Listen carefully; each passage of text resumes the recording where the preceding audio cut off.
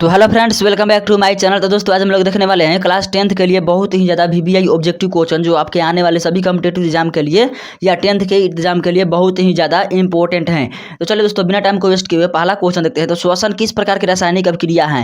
तो पहला है उपचयन, दूसरा है संयोजन, तीसरा है ऊष्माक्षेपी, चौथा है ऊष्माशोषी। तो श्वसन किस प्रकार की रासायनिक अभिक्रिया है? तो इसका सही उत्तर हो जाएगा ऑप्शन ए यानी कि उपचयन अभिक्रिया है श्वसन। 2 नंबर क्वेश्चन में दिया गया है कि निम्न में से कौन अभिक्रिया का लक्षण नहीं है? तो रंग परिवर्तन, गैसों का निकलना, अवक्षेप का बनना और अभिकारकों का प्रतापक्रम स्थिर रहना। तो इसका कौन सा सही उत्तर हो जाएगा? तो इसका सही उत्तर हो जाएगा ऑप्शन डी यानी कि अभिकारकों का जब तापक्रम स्थिर रहेगा ना तो वो अभिक्रिया का लक्षण नहीं है। यानी कि अगर जब अभिक्रिया होगा ना तो उसमें अभिक्रिया के दौरान तापक्रम बदलते रहता है। और दोस्तों ये सभी जो क्वेश्चन है ना इतना ही आप लोग कर लेंगे ना तो इससे ही आपका एग्जाम बहुत ही अच्छे नंबर से क्लियर हो जाएगा, क्योंकि ये सभी जो क्वेश्चन है ये प्रीवियस ईयर का क्वेश्चन है। चलिए 3 नंबर क्वेश्चन देखते हैं। रासायनिक समीकरण में अभिकारकों के कुल भार उत्पादों के कुल भार के बराबर होता है। तो संतुलित रासायनिक समीकरण में कि कंकाली रासायनिक समीकरण में कि ए और बी दोनों में कि इसका सही उत्तर सही यानी गलत हो जाएगा। तो इसका सही उत्तर क्या हो जाएगा? तो इसका सही उत्तर हो जाएगा ऑप्शन ए यानी कि संतुलित रासायनिक समीकरण में अभिकारकों का भार यानी कि उत्पाद जो प्रतिफल बनता है उसके भार के बराबर होता है। एक और क्वेश्चन बनता है कि अभिकारकों को मिलने से क्या प्राप्त होता है? तो प्रतिफल प्राप्त होता है। तो इसको भी याद रखिएगा। 4 नंबर क्वेश्चन है निम्न में से कौन ऑक्सीकरण नहीं है? यानी कि ऑक्सीकरण नहीं है, कौन सा इसमें से नहीं है?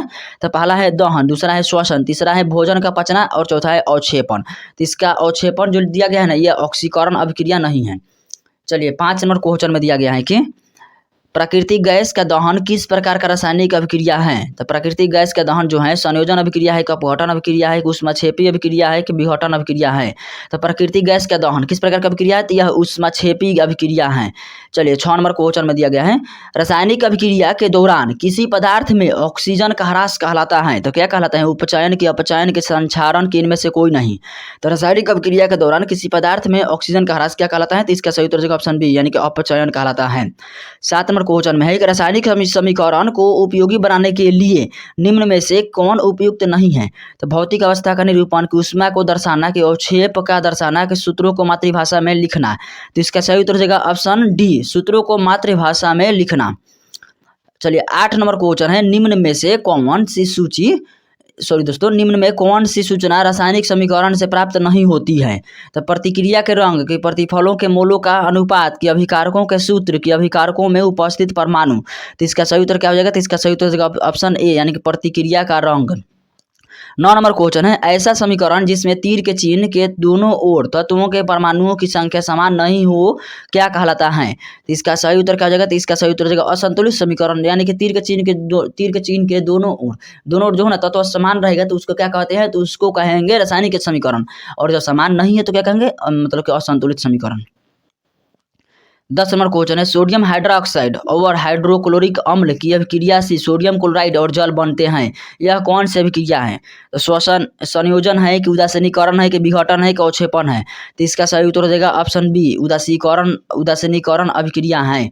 चलिए 11 नंबर क्वेश्चन में दिया गया है विकृति गंधिता के लिए उत्तरदायी अभिक्रिया कौन सी है?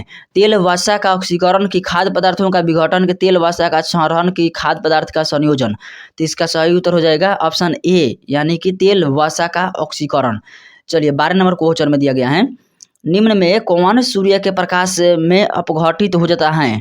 तो कौन हो जाता है? NaBr की KClO3 KBr की AgBr। तो इसका सही उत्तर हो जाएगा ऑप्शन डी AgBr।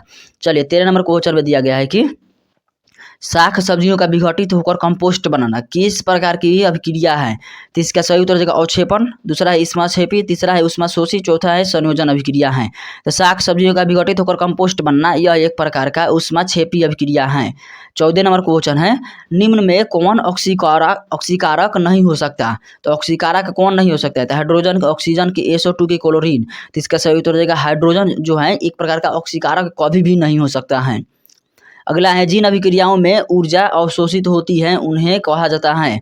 तो उन्हें क्या कहा जाता है? तो ऊष्माशोषी अभिक्रिया, के वियोजन अभिक्रिया, के ऊष्माक्षेपी अभिक्रिया, के इनमें से कोई नहीं। तो इसका सही उत्तर हो जाएगा ऑप्शन ए ऊष्माशोषी अभिक्रिया कहते हैं। 15 नंबर क्वेश्चन में है किसी रासायनिक अभिक्रिया में परमाणु परमाणुओं के आपसी आबंध में कौन परिवर्तन के आधार पर नए पदार्थ का निर्माण होता है? तो आबंध के टूटने, आबंध के जुड़ने, ए और बी दोनों, इनमें से कोई नहीं। तो इसका सही उत्तर हो जाएगा ऑप्शन सी, ए और बी दोनों, यानी कि आबंध के टूटने और जुड़ने दोनों से रासायनिक समीकरण में नए पदार्थ का निर्माण होता है। 16 नंबर क्वेश्चन है, वे अभिक्रियाएं जिनमें अभिकारकों के बीच आयनों का आदान प्रदान होता है उन्हें क्या कहते हैं? तो उन्हें कहते हैं द्विविस्थापन अभिक्रिया। चलिए आगे देखते हैं क्वेश्चन अगला। 17 नंबर क्वेश्चन में है कि निम्न में कौन अभिक्रिया के लक्षण हैं? तो अभिकारक के स्वरूप में परिवर्तन होना, अभिकारक के स्वरूप में परिवर्तन होना, ताप का उत्सर्जन, प्रकाश का उत्सर्जन। तो इसका सही उत्तर क्या हो जाएगा? तो इसका सही उत्तर हो जाएगा ऑप्शन डी, यानी कि इनमें से सभी। चलिए 18 नंबर क्वेश्चन है, वैसे पदार्थ जिनकी उपस्थिति मात्र से किसी अभिक्रिया की दर बढ़ जाती है कहलाता है, क्या कहलाता है? तो इसका सही उत्तर हो जाएगा उत्प्रेरक, ऑक्सीकारक, अवकारक, इनमें से कोई नहीं। तो इसका सही उत्तर हो जाएगा ऑप्शन ए, उत्प्रेरक, उत्प्रेरक इसका सही उत्तर हो जाएगा। 19 नंबर क्वेश्चन है, वे अभिक्रियाएं जो दोनों दिशाओं में अग्रसर होती हैं कहा जाता है, तो उन्हें क्या कहते हैं? तो इसका सही उत्तर हो जाएगा ऑप्शन बी, यानी कि उत्क्रमणीय अभिक्रिया कहते हैं। 20 नंबर क्वेश्चन में है, वैसी रासायनिक अभिक्रिया जो एक ही दिशा में अग्रसर होती है उसे क्या कहते हैं? तो उसे कहते हैं ऑप्शन ए, यानी कि अनुत्क्रमणीय अभिक्रिया, अनुत्क्रमणीय अभिक्रिया। तो दोस्तों ये सभी जो क्वेश्चन आप किए हैं वो सभी जो क्वेश्चन था बहुत ही ज़्यादा इंपॉर्टेंट क्वेश्चन। तो अगर जो आप इस तरह का और क्वेश्चन करना चाहते हैं तो हमारे चैनल को सब्सक्राइब कर लीजिए।